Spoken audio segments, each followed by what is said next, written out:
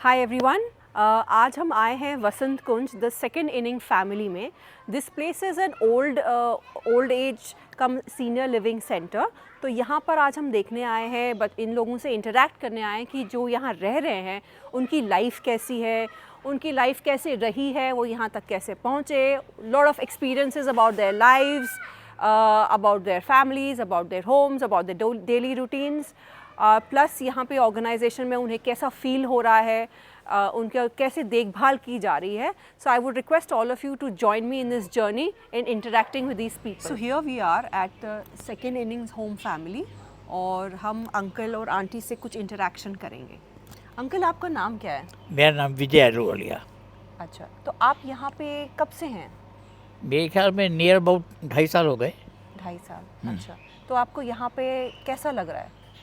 बहुत अच्छा लग रहा है जी, तभी तो 2.5 साल निकल गए. अच्छा. तो अगर अच्छा ना लगता तो कैसे रहते. जी जी. तो अंकल, आप अपने थोड़े चाइल्डहुड में हमारे साथ एक चाइल्डहुड जर्नी कर लीजिए अपनी. आप अपने चाइल्डहुड के बारे में कुछ बताइए हमें. चाइल्डहुड में तो बहुत शरारतें की हुई हैं, ऐसी बात नहीं है जी. मैं एक दफ़ा की, वैसे मैं बठिंडा का रहने वाला हूँ, पंजाब जी, का. जी. और एक दफ़ा मुझे दिल्ली आना हो गया. मेरे यहाँ कजन ब्रदर थे, उनके साथ मैं एक दफ़ा कुतुब मीनार देखने चला गया. वो कहेंगे चलो भैया कुतुब मीनार चलते हैं. मैंने चलो. तो कुतुब मीनार चले गए. चलने के बाद वहाँ पहुँचे तो देखा कुतुब मीनार बहुत ऊंची थी. जी. उस टाइम ऐसा था कि कुतुब मीनार ऊपर तक जाने देते थे. अब तो नहीं जाने देते, हाँ जी, पहले हाँ. जाने देते. तो चलते चलते ब्रदर तो मेरा, क्योंकि पहली दफ़ा, मैं तो पहली दफ़ा गया तो वो काफ़ी पहले भी जा चुका था, फटाफट ऊपर चला गया. अब मैं जाऊँ तो रास्ते में मुझे एक मोटी सी लड़की औरत थी जी. वो रास्ते में मिली. जी. वो मुझे ऊपर जाने ही नहीं दे. अच्छा. मैं यूँ करूँ तो वो यूँ हो जाए, इधर कर तो इधर हो जाए. मैं बड़ा परेशान हो गया. मैं क्या, अब मैं उस टाइम 5वीं या 6वीं क्लास का था. अच्छा, तो आप बड़े छोटे थे. बड़े छोटे थे. आपने बचपन पूछा तो मैं बचपन की बात ही बताऊंगा ना. Right right. हाँ जी. तो मुझे एक शरारत छूट गई. मैं क्या यार, इसको जाने का तरीका दूँ. जब वो यूँ करने लगी तो मैंने उसके पीछे से चुंडी बढ़ती. अच्छा. तो जब वो यूँ हुई तो मैं फट देने आगे निकला तो उसने मुझे थप्पड़ मारा ज़ोर से. अच्छा. और इतनी ज़ोर से थप्पड़ मारा कि मेरा एक तरह का फटाफट मैं ऊपर भाग गया. तो आप शरारती थे बहुत सारे? नहीं, शरारती तो मुझे उस टाइम ही शरारत सूझी, वैसे तो मैं शरारती नहीं था. पर आपके जो मम्मी पापा थे, आपके जो पेरेंट्स थे, उन्होंने आपको कैसे पाला? क्या शिक्षाएं दी, क्या वैल्यूज़ दिए, कैसे पाला उन्होंने? नहीं, पाला तो बहुत अच्छी तरीके से पाला. और हम सनातन धर्म स्कूल में वहाँ पढ़ते थे बठिंडा में. अच्छा. उसके बाद कॉलेज में तो बाद में आए, वहाँ पढ़े और बड़े अच्छे थे. और दरअसल फादर और मदर जो थे वो तो ड्यूटी पे रहते थे. फादर मेरे पुलिस में थे, इंस्पेक्टर. अच्छा. अच्छा. उसके बाद दादा दादी के पास में ज़्यादा रहा. जी. जी. उनके पास ही रहा. तो उसके बाद मैं अपनी दादी के साथ दिल्ली आया. तो वहाँ आने के बाद जब मैं ऊपर पहुँचा कुतुब मीनार पर, जी, जी. तो भाई ने मुझे पूछा कि भाई क्या बात है यार, बड़ी देर लगा रही तुमने. मैंने कहा यार कुछ नहीं, आस्ता आस्ता आ गया. पर ऊपर जब पहुंचा तो कई लोगों ने कहा कि यार नीचे किसी के थप्पड़ बड़ी ज़ोर से लगा है. अच्छा. मैं तो शर्मिंदा था. मैं क्यों बताऊं जी कि मैं ही था. उसके बाद आने के बाद घर आए. जी. घर जब नहाने लगे तो दादी ने पूछा कि ये हमारे पीछे लाल, क्योंकि उस टाइम तो माताएं या दादी नहा देती थी. जी. अब मैं चुप रहा. कहते नहीं बताओ ये किसने, क्या हुआ ये. मैंने कहा दादी ऐसे ऐसे बात हो गई. एक दादी ने थप्पड़ मारा मुझे जोर से. इसलिए जी मैं 2 औरतों से पिट गया. अच्छा. तो फिर जैसे आपने कहा कि आपके पेरेंट्स ने अपब्रिंगिंग की, भटिंडा में थे आप. हाँ? तो उसके बाद फिर आपकी स्कूलिंग वगैरह भी वहीं हुई है भटिंडा में? हाँ, स्कूलिंग तो वहीं हुई है. जी जी. तो फिर उसके बाद आपने क्या किया? स्कूलिंग के बाद एजुकेशन कहाँ तक हुई आपकी? एजुकेशन मैंने बीए तक की है. अच्छा. और एजुकेशन के बाद क्या करा आपने? एजुकेशन के बाद तो फिर सर्विस करनी थी और क्या करना था। तो किसी प्राइवेट कंपनी में आपने हाँ, जॉब प्राइवेट की या company, private company. Private company? अच्छा, तो कितने साल आपने जॉब किए कि आपकी मतलब आपकी शादी से पहले कितने साल आपने जॉब किए? Near about 60 years. 60 इयर्स? क्यों 60 इयर्स तक आपकी शादी नहीं हुई थी? नहीं 60 ईयर्स तो आपने नहीं, मैं यही पूछ रही हूँ आपसे कि कितने सालों तक आपकी शादी जब तक हुई? शादी आपकी किस उम्र में हुई? शादी मेरी हुई है कोई मेरे 22-23 साल की उम्र में। अच्छा, तो उससे पहले आप जॉब ही कर रहे थे? अच्छा, तो आपकी शादी के बाद ना, आपकी लाइफ में क्या चेंजेस आए? शादी के बाद चेंजेस तो जो शादी के बाद होते हैं हर एक ही आदमी के होते हैं, जी वही चेंजेस आते हैं। जी। हम्म। आजकल तो अंकल शादियां टिकती नहीं है, तो आप लोगों ने कैसे अपनी शादी टिकाई इतने देखो साल? जी, ये तो दोनों की तरफ से होता है, जी वाइफ की तरफ से भी और हस्बैंड की तरफ से। जी। अगर दोनों में नहीं बनती तो नहीं बनती। हम्म। अगर तरीके से दोनों रहेंगे तो शादी कोई ऐसी बात नहीं है कि शादी हमेशा चलती रहती है, कोई ऐसी बात नहीं है। हमने भी तो किया है। आपने भी तो चलाई होगी शादी, फिर आपके बच्चे हुए होंगे। हाँ, बच्चे हैं। बच्चों को कैसे आपने पाला? कौन से वैल्यूज दिए? वही वैल्यूज जो आपके मम्मी पापा ने आपको दिए थे, तो आपने वही वैल्यूज पास ऑन करे होंगे बच्चों को? जी, वो वैल्यू तो हमने उनसे अपने से पहले ज़्यादा दिए हैं अपने बच्चों को। जी अच्छे स्कूलों में पढ़ाया है, सब कुछ जी किया है, जी। ग्रेजुएट बनाया उनको भी। आपको भी तो बड़ी मेहनत लगी होगी अंकल बच्चों को वहां तक पालने की, बड़ा देखो जी, करने की। मेहनत तो लगती है, ऐसी बात तो नहीं है। जी शुरू से ही उनको पढ़ाना शुरू किया है, ये मेहनत तो लगती है। जी उन्हीं की वजह से कमाई की है, जी। जो किया है, सर्विस की है, हम्म। नौकरी की है, उसी की वजह से की है। आंटी जी आप अपना नाम बताइए। निर्मला सिन्हा। अच्छा निर्मला जी, आप यहाँ कब से हैं? यहाँ मुझको 1.5 साल हो गया है। पिछले अच्छा। साल जून में आई थी। अच्छा, तो आपको इस जगह के बारे में किसने बताया? इस जगह के बारे में हमारे भांजे ने बताया, हमारी ननद का बेटा।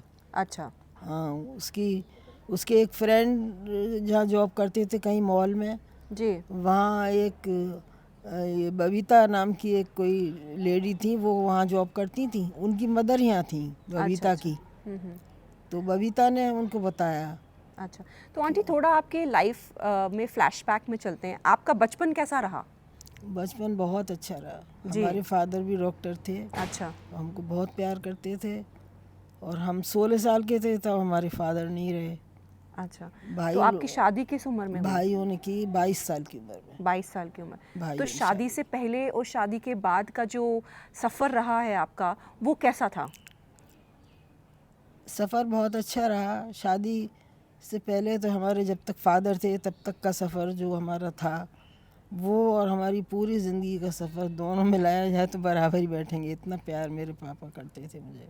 अच्छा, तो आप शैतान भी होंगी, फिर आपने शैतानियाँ भी बहुत करी होंगी? नहीं, मैं शैतान नहीं थी, बहुत सीधी और सिंपल थी। और हमारे बहन भाइयों में आपस में कभी कभी वो लोग झगड़ लेते थे, पर मेरा किसी से झगड़ा नहीं होता था, क्योंकि मैं ज़्यादा बोलती नहीं थी। अच्छा। और ज़्यादा मेरे छोटे भाई से, बड़ी बहन से, किसी से मेरा झगड़ा नहीं होता था। वो लोग आपस में लड़ जाते थे बहन भाई एक, लेकिन मेरा नहीं किसी से। तो शादी के बाद आपकी ज़िंदगी कैसी बदली? क्या बदलाव आया? क्या चेंजेस आए? शादी के बाद ज़िंदगी बहुत अच्छी बीती। हमारे हस्बैंड डॉक्टर थे। और बच्चे कितने हैं आपके? एक लड़की है। एक लड़की। हाँ, वो देर से हुई थी, शादी के 15 साल बाद। अच्छा तो हमारी जॉइंट फैमिली थी, हमारे देवर दुरानी हमारे साथ थे। उनके बच्चों में बिज़ी रहती थी, क्योंकि हमारी लड़की देर में हुई। तो वो बच्चे हमको बड़ी मम्मी बोलते हैं अभी भी। तो आप, हाँ हाँ जी, बहुत प्यार करते हैं हमको वो तो बच्चे आपने भी। कभी जॉब किया शादी के बाद नहीं, या शादी से पहले? जॉब नहीं किया। तो आप होम मेकर, हाउस वाइफ ही थी? हाउस वाइफ थी। और पढ़ाई मैंने बीए तक की, अच्छा ग्रेजुएट। अच्छा 58 में हमने ग्रेजुएशन किया था और 60 में हमारी मैरिज हुई थी। तो आपने अपनी बेटी को किस तरह से पाला? क्या क्या मुश्किलें आई उनको पढ़ाने में, बड़ा करने में, नहीं, जो नॉर्मल माँ बाप सब फेस करते हैं? हस्बैंड थे हमारे, जी वो 22 साल की थी तब तक रहे हैं। जी। तो ठीक से पढ़ाई वढ़ाई सब उसकी चलती थी। और हम लोग जॉइंट फैमिली थी, तो सब लोग एक साथ थे। तो तो आप जब आपके हस्बैंड चले गए तो आप कैसे अपने घर का खर्चा या बेटी का खर्चा, उसकी पढ़ाई लिखाई का खर्चा कैसे उठाते थे? वो पैसा था हमारे पास जो हस्बैंड ने जमा किया था, जी उसी से चलाते थे। जी और हमारे देवर भी हमें सपोर्ट करते थे। जी। वो पुलिस में आईजी थे, अच्छा पर वो हस्बैंड गए, उसके 1-1.5 साल बाद देवर भी चले गए, अच्छा अच्छा। क्योंकि वो शॉक्ड हो गए। अच्छा। दोनों भाइयों में बहुत प्यार था। तो आपकी बेटी की शादी आपने किस उम्र में की? हमारी बेटी की शादी वो 27 साल की हो गई थी, 27 ईयर्स की।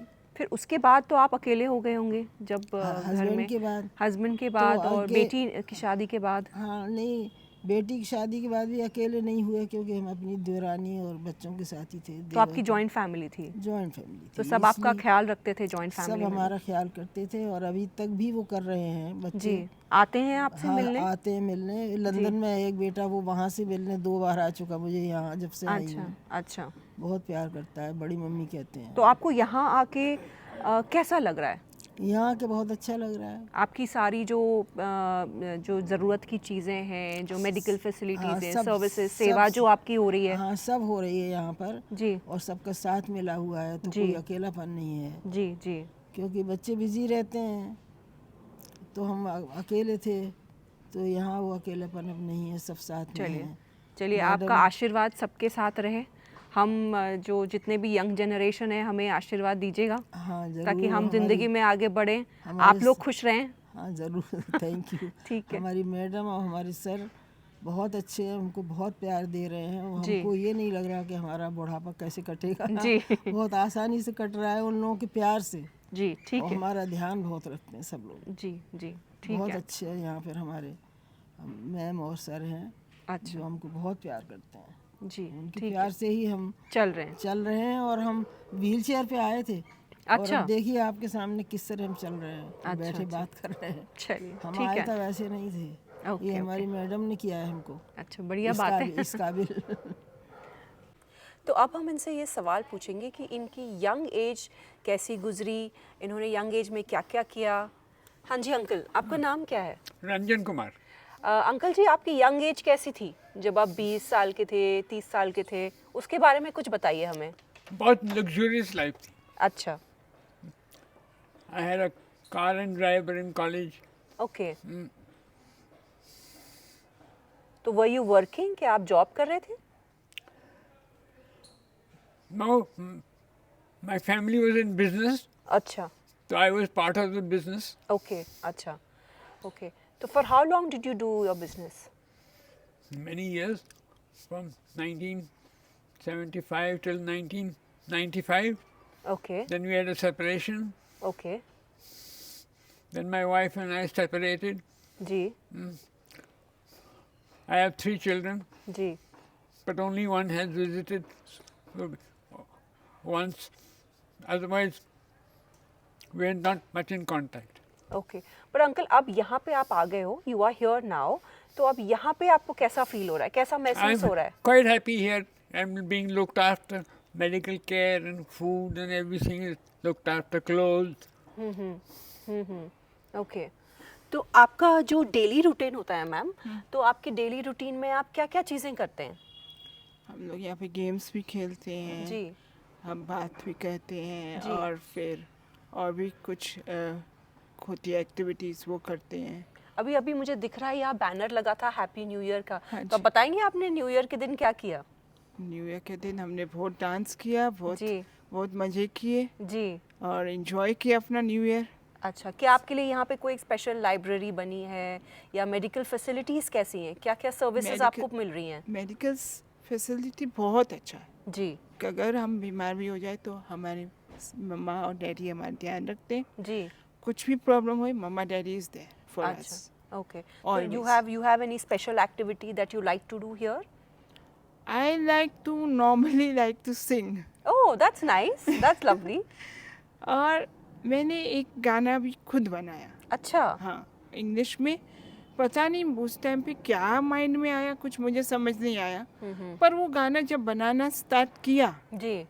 तो मैंने कहीं ना कहीं से 2-3-4 वर्ड्स लिए और उसको बनाने की कोशिश की, और वो बन गया। अच्छा, तो जो हमारी खाने वाली जो फैसिलिटीज़ है, जो खाना वगैरह आपको यहाँ मिलता है, उसके बारे में क्या कहना चाहते हैं आप? बहुत अच्छा खाना मिलता है। स्पेशली बनाया जाता है आप लोगों के हिसाब से? हाँ, अच्छा, ठीक है। और अंकल, और बताइए आपका यहाँ पर आने के बाद एक्सपीरियंसेस और क्या रहे हैं? But very comfortable. जी, I'm happy. ओके, ठीक है uncle, thank you so much, thank you. माता जी, ये बताइए, जब आप बच्चों को पाल रहे थे, बड़ा कर रहे थे, उस टाइम का समय कैसा था? उस टाइम लाइफ कैसी थी? क्या क्या किया आपने उस टाइम लाइफ में? उस टाइम हमारी बहुत अच्छी लाइफ थी। जी, कुछ बताइए और डिटेल में उनका। किसका? बच्चों का? बच्चों का बताइए, उन्हें कैसे पाला पोसा, क्या शरारतें करते थे, कैसे आप उनको डांटते थे, सब बताइए। शरारती तो बस नहीं करते थे, ज़्यादा पढ़ाई के ऊपर डांटते थे। जी, हाँ, तो उनको कैसे पालते थे आप? कैसे पालते थे? वो अच्छी तरह रखते थे उनको, नहाना धुलाना, खाना टाइम पे देना, स्कूल जाते, स्कूल भेजना? हाँ। अच्छा, और उस टाइम से इस टाइम में आपको इस लाइफ के टाइम में क्या फ़र्क नज़र आ रहा है? अब तो बहुत ज़्यादा फर्क पड़ गया है। जैसे आप आज की पीढ़ी को देखो, तो आपका क्या कहना है, क्या सोच है आज की पीढ़ी के बारे में? आज की पीढ़ी तो पहली पीढ़ी तो बहुत अच्छी थी, अब तो बस जिसके चल रही है जो वो जमाने के तौर पर। आज की पीढ़ी जमाने के तौर पर चल रही है, पहले नहीं इतना। तो उस समय और अब में क्या फ़र्क लगता है आपको? बहुत ज़्यादा फर्क है। जैसे कि किस चीज़ में? हाँ, पहले तो बच्चा कहना मानते थे अपने माँ बाप का, जैसे बोलते थे ऐसे करते थे। अब कोई नहीं कहना मानता, अब नहीं करते ऐसे इतना। अच्छा, अब तो अपनी चलाते हैं बच्चे, हम ये करना वो करना है। तो आपको क्या महसूस होता है कि आज की पीढ़ी को अगर आपको कुछ बताना हो, कोई मैसेज देना हो, कुछ उनको समझाना हो, तो आप क्या बताएंगे उन्हें, क्या कहेंगे उनसे? समझाएंगे उनको, बताएंगे भाई ऐसा नहीं करना बेटे, ऐसा नहीं करते। आज की पीढ़ी के लिए हाँ, आपके आज पास की कुछ पीढ़ी की। कुछ ऐसा कुछ है कहने के लिए उनके लिए? हाँ, बताइए। ये कहते हैं भाई आज की पीढ़ी खराब है बेटे, ऐसे ज़माना बेकार चल रहा है, ऐसे नहीं करते। अपने उस पर चलो, अपने जो तुम्हें अच्छा लगे, और को देखा देख मत करो ऐसा। जी, हाँ। अच्छा, अच्छा, ठीक है। माता जी, ये बताइए कि जब आपको किसी चीज़ की ज़रूरत होती है, जी, तो आप किससे कहती हैं, क्या करती हैं? हमारी रूबी मैम है, उनको हम बता देते हैं। अच्छा। किसी चीज़ की ज़रूरत है तो वो हमको मंगा के भी देती हैं, और उनके पास भी रहता है पूरा अच्छा, स्टॉक रहता है पूरा, अच्छा। मेडिसिन का भी सब कुछ रहता है। कोई ज़रूरत होती है वो देती है हमको। और कोई आपको जैसे दिक्कत आती है तो फिर आप क्या करती हैं? अपनी रूबी मैडम को बताते हैं, बस सब कुछ वही है। तो रूबी मैडम मैनेजमेंट की ओर से आपका ख्याल रखती हैं? सब बहुत ध्यान रखती है। अच्छा, ठीक है। वो हमारी शक्ल देख के समझ लेती है, हमको बताना ही नहीं पड़ता कुछ भी। वो अच्छा, आती है आगे, सबसे पहले हमारी शक्ल से चेक कर लेती है कि हमको कोई तकलीफ है या नहीं है। तो ये तो बहुत अच्छी बात है कि आपके ये देखिए इमोशन। ना, जी, हम तो उनको देख के हमारे अंदर ताकत आ जाती है, हमको कोई तकलीफ महसूस ही नहीं होती जो हम उनसे कुछ बताएं। जी, जी। तो ये तो बहुत ठीक, अच्छी हाँ, बात है कि बिल्कुल, आपके बहुत अच्छी इमोशंस को बात है। समझ लेते हैं। हाँ, बिल्कुल समझ लेती हैं, और वो उनके सामने हम ठीक ही रहते हैं, बस हमें किसी चीज़ की ज़रूरत ही नहीं पड़ती है। फिर भी जब कभी आपको कुछ ज़रूरत पड़ती है तो हाँ, आप उनसे। उनके पास सब कुछ होता है, दवाइयाँ भी होती हैं। और जैसा बाकी सर्विसेज है, जैसे अब खाना बन रहा है तो आप क्या करती हैं? आपको कभी मन में लगे कि मुझे ये खाना है आज, तो फिर आप रूबी मैम से कहते हैं कैसे होता है? नहीं, ऐसा कुछ लगता नहीं है, सब कुछ बनता रहता है टाइम टाइम पर, बदल बदल के खाना भी बनता रहता है। जी, नाश्ते में भी बदल बदल की चीज़ें बनती रहती हैं, जी। तो इसलिए कोई ज़रूरत तो नहीं पड़ती हमको कि हम ये बताएं कि हमें क्या खाना है। और जैसे अभी सर्दियों का मौसम चल रहा है, तो कपड़े जो हैं, जो आपके मतलब सर्दियों वाले कपड़े हैं, उन सब का देखभाल करना कैसे करना, वो कैसे होता है यहाँ पे? वो सब कपड़ों का तो यहाँ पे यहीं धुलते हैं सब। जी, वो है, स्टाफ है, जी। वो कपड़े धो के सुखा के वो हमको वापस दे जाते हैं। अच्छा, तो वो भी टाइमली हो जाता है वो हाँ, काम? टाइमली हो जाता है, वो धूप के हिसाब से होता है ना। जी। अगर धूप नहीं है तो 1-2 दिन बाद सूख के मिल जाते हैं कपड़े, हम्म। कोई दिक्कत नहीं है उसकी। अच्छा, और आपका और क्या डेली रूटीन में आप और क्या क्या करते हैं? डेली रूटीन में तो सब साथ ही रहते हैं, साथ नाश्ता करते हैं, फिर लंच साथ करते हैं। आपको कुछ खाने का मन हो तो आप इनको बताते हैं कि? हाँ बता सकते हैं, जी। बता सकते हैं, और वो मंगाते हैं, बाहर से भी खाना मंगा मंगा के हमको खिलाते हैं। अच्छा। मैडम हमारी डोसा और इडली और सांभर अपने उधर से लेकर के आई, जहाँ बहुत अच्छा बनता है। अच्छा। तो ये अपने आप ही ले आती हैं, उनको खुद ही रहता है ना कि हम इन लोगों को कुछ और नया खिलाएं। खिलाएं। सर जी को भी रहता है कुछ नया खिलाएं। जी जी। तो अभी संक्रांत वाले दिन बाहर से उन्होंने थालियाँ मंगाई बनी हुई सब, ये हल्दीराम की अच्छा। थालियाँ सबके लिए मंगाई। संक्रांत वाले दिन वो खाना स्पेशल खिलाया हमको, जी ठीक है, ठीक तो है, इसलिए। Thank you. अंकल, आजकल की जो नई जनरेशन है उनका थॉट, उनकी सोच, उनका जीवन जीने का तरीका बहुत अलग है, तो आप इसके बारे में क्या कहना चाहते हैं, क्या सोचते हैं? बेटे ऐसा है, जैसे उनकी थॉट है वैसी थॉट अपनी बनानी पड़ती है। जी। अगर आप उनकी थॉट के साथ नहीं चलेंगे तो ना वो आपको प्यार करेंगे ना आप उनको प्यार करेंगे। जी इसलिए उनके बराबर थॉट रखेंगे, जी। जैसे वो चाहेंगे वैसे कह तो ठीक है बेटे, जी। करो जो कुछ करना है। जो बहुत ही अगेंस्ट चले जाएं तब तो उनको टोको, जी। वैसे टोकना टाकना आजकल पसंद ही नहीं करते। तो अंकल मुझे ये बताइए कि आजकल के जनरेशन जो है उसके लिए आपको, आपके पास क्या लाइफ टीचिंग्स हैं? आपने अपनी लाइफ अच्छी से जिए है, तो उसके आपके लाइफ के बेसिस पे आप उनको क्या बताना चाहते हैं? बात यह है कि आज की जनरेशन जो भी है वैसे तो थोड़ा बहुत उन पर निगरानी तो रखनी चाहिए। जी बात यह है, अगर आप उनके बिल्कुल ही अगेंस्ट चले जाएंगे जी तो ना वो आपको प्यार करेंगे ना आप उनको प्यार कर सकेंगे। जी, जी। प्यार दे ही नहीं सकेंगे। जी। इसलिए उनके साथ थोड़ा बहुत जाना ही पड़ता है हम लोगों को, इसलिए ये ख्याल रखना पड़ता है। बाकी तो कोई ऐसी बात नहीं है, बच्चे आजकल सियाने हैं, बल्कि हम लोग तो इतने सियाने नहीं होते थे जितने आजकल के बच्चे सियाने हैं। जी। इसलिए कोई ऐसी बात नहीं है। आजकल जनरेशन अभी ठीक है, चलता है, कोई ऐसी बात नहीं है। विचारधारा एक जैसी होनी चाहिए, वो है। विचारधारा, थोड़े संस्कार भी होने चाहिए। संस्कार तो हम देंगे तो संस्कार मिलेंगे ना जी, जी। अगर हम उनको संस्कार नहीं देंगे तो क्या देंगे? जी। लेकिन संस्कार देने पड़ते हैं जी। और वो भी लेते हैं। ऐसी बात नहीं है कि बच्चे कहते हैं कि नहीं जी हम बिल्कुल इग्नोर कर देते हैं, नहीं, ऐसी बात नहीं है। अच्छा अच्छा, ठीक है, ठीक। तो अब हमारे साथ हैं रूबी जी, जो द सेकंड इनिंग फैमिली की मैनेजर हैं, तो उनसे आइए चलिए बातें करते हैं। रूबी जी नमस्ते। कैसे हैं? ठीक हूँ, आप ठीक हैं? बहुत बढ़िया दुआ। तो रूबी जी मुझे इस ऑर्गेनाइजेशन के बारे में कुछ बताइए कि यहाँ ये कब स्टार्ट हुआ, किसने स्टार्ट किया और इसके पीछे का थॉट क्या था? ठीक है मैम, हमारी ऑर्गेनाइजेशन जो है 2007 में स्टार्ट हुई थी। जी हमारे ओनर जो हैं हर्ष सर, उन्होंने स्टार्ट की थी। जी। और उनका ही ये था कि वैसे उनके काफ़ी बिजनेस हैं, बट उन्होंने ये सोचा कि ना एक नया काम भी किया जाए। जी। तो हमारी ऑर्गेनाइजेशन अभी हमारे जो है इनिशियली हम 4 सेंटर चला रहे हैं, 3 हमारे रनिंग में है, एक हमारा और प्रोजेक्ट है जो हमारा कंप्लीट हो जाएगा अभी इनिशियली। और बाकी हमारा एक हरियाणा हिसार में सेंटर है जहाँ पे 170 सीनियर सिटीजन है जो कि बिल्कुल फ्री ऑफ कॉस्ट रहते हैं, जिनका कोई नहीं है, हम बोर्ड में उनको जाके रेस्क्यू करके लाते हैं और उनको वहाँ पे अच्छी जीवन जीने का करते हैं, खाना पीना रहना उनका सब कुछ फ्री होता है। बाकी एक हमारा ये सेंटर है, इसमें हमारे 25 सीनियर सिटीजन है, एक हमारा मोहाली में है और एक और हम उत्तराखंड में स्टार्ट कर रहे हैं। अच्छा, कल में।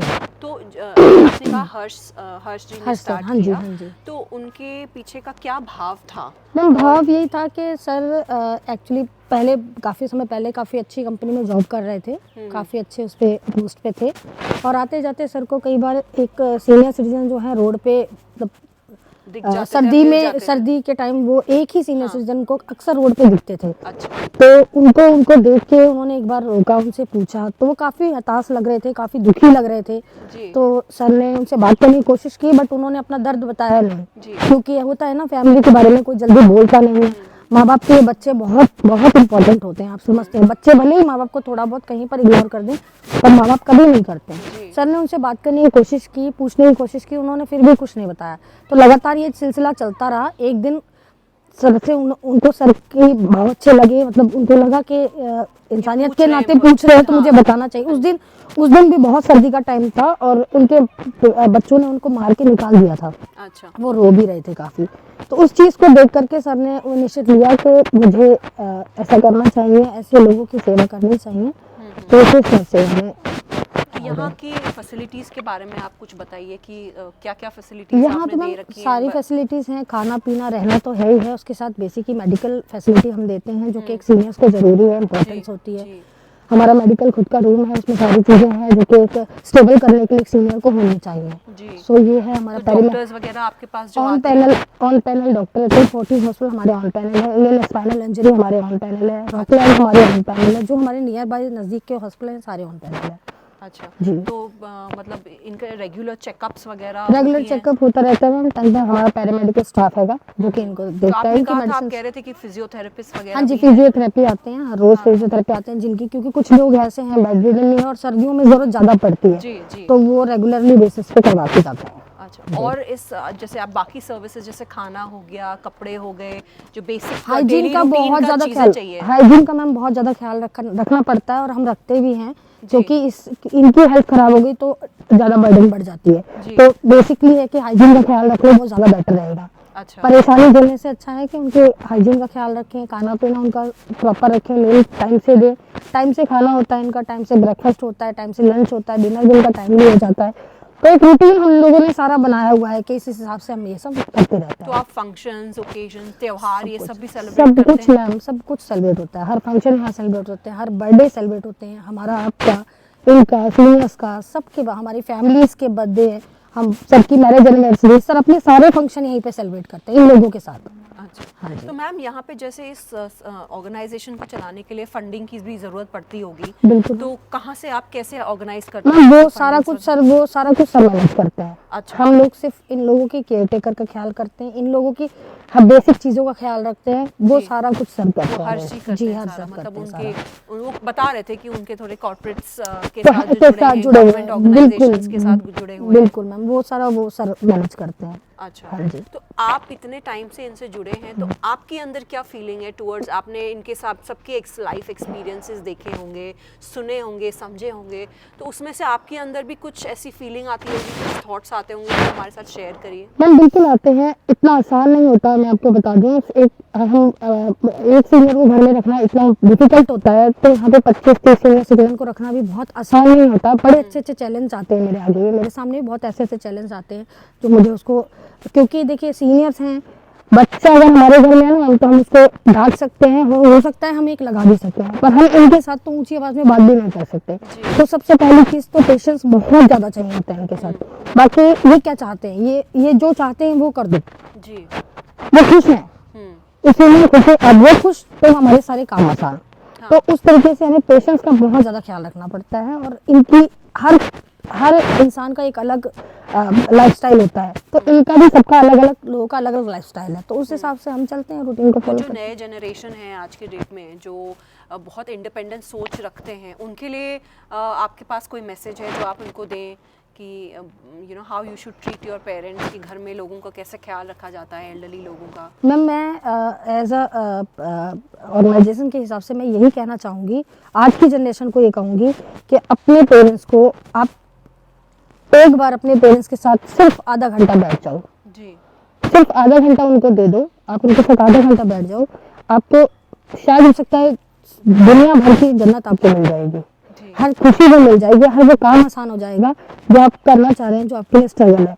और ये नहीं है, संस्कार हर माँ बाप देते हैं अपने बच्चों को, हम आप भी देते हैं, इन्होंने भी दिए हैं, और हमारी जनरेशन भी देगी, ऐसी बात नहीं है। पर हाँ ये है कि अपने पेरेंट्स को पहले देखो, कहीं भी जाने से पहले, कहीं मंदिर, कहीं मस्जिद, कहीं मत जाओ, सिर्फ अपने पेरेंट्स के साथ आधा एक घंटा बैठो, उनको ले जाके एक रेस्टोरेंट में एक बार, महीने में 15 दिन में, मैं कह रही हूँ महीने में एक बार अपने पेरेंट्स को ले जाके रेस्टोरेंट में खाना खिला दो, देखो उनके चेहरे की खुशी क्या होती है। मैं युवा से यही कहूँगी कि अपने पेरेंट्स को एक बार, कहीं एक महीने में एक दिन आप भी बाहर रेस्टोरेंट खाना खाने जाते हो, एक बार लेके जाओ, आप उनके साथ थोड़ा सा टाइम स्पेंड करो, देखो आपको लाइफ कितनी आसान लगेगी, और आपके हर वो काम ना बन जाए तो फिर क्या। आशीर्वाद तो उनका बहुत जरूरी है, blessings, बहुत जरूरी है। आशीर्वाद, उनके साथ दुआएं, मैं शायद इसीलिए मैं थकती नहीं हूँ, मुझे मेरे आपके सीनियर्स, पास हाँ बहुत दुआएं। मेरे पास बहुत सारी दुआएं हैं, और मुझे लोग कहते हैं कि शाम तक जाते हुए आपको ऐसा लगता होगा कि आप बहुत, मतलब मेंटली बहुत, मैं ना ही तो मेंटली थकती हूँ और ना ही फिजिकली थकती हूँ, मेरे सीनियर्स भी ये बात बोलते हैं मुझे। जी जी,